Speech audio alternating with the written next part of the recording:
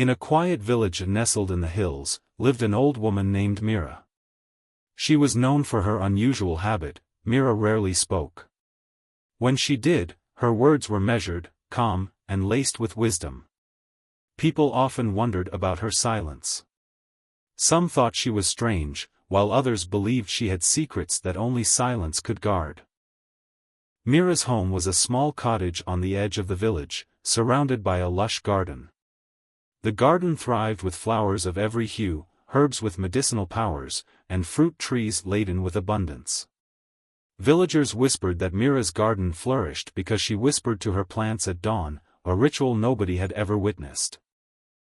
One day, a young woman named Rina, frustrated with her life's challenges, visited Mira. She had heard tales of the old woman's wisdom and hoped for guidance. Rina had tried everything: hard work, arguments, and even prayers, but nothing seemed to bring her happiness or success. "Mira Ma," Rina began, "I am exhausted. I've worked tirelessly, fought with people who stand in my way, and begged the universe for answers. But I have nothing to show for it. How do you manage to live so peacefully, with so much around you?" Mira looked at Rina for a moment and then motioned for her to follow. They walked to the garden, where Mira handed her a small watering can. "Water the plants," Mira said softly, the first words she'd spoken that day. Rina hesitated but began watering the plants. After a few minutes, she turned to Mira and asked, "Is this the answer? Gardening?" Mira smiled but said nothing. She pointed to a small bench beneath a giant mango tree. The two sat in silence. As the hours passed, Rina began to notice the life around her, the way the leaves swayed in the wind, how the bees buzzed from flower to flower, and the soft cooing of a pigeon perched above. She realized that for the first time in years, she wasn't thinking about her worries. The next morning, Rina returned. She watered the plants again, this time without Mira's prompting. She felt calmer, though she still longed for answers. Days turned into weeks, and her visits became routine.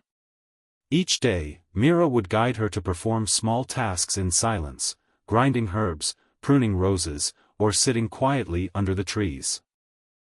One day, as they sat together, Mira finally spoke. "You've been silent for weeks now, Rina. What have you learned?" Rina thought for a moment.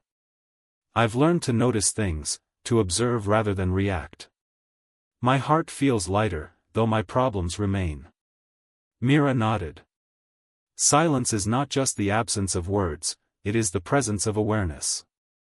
When you stop fighting, stop demanding, and simply be, life begins to unfold." "But will silence give me everything I want?"